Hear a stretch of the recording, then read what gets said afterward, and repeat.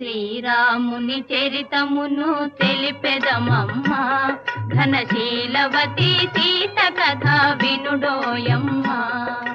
శ్రీరాముని చరితమును తెలిపెదమమ్మా, ఘనశీలవతి సీత కథ వినుడోయమ్మా.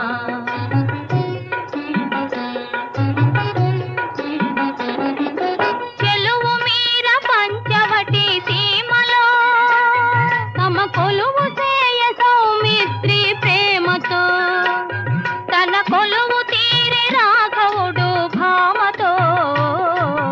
శ్రీరాముని చరితమును తెలిపెదమమ్మా, ఘనశీలవతి సీత కథ వినుడోయమ్మా.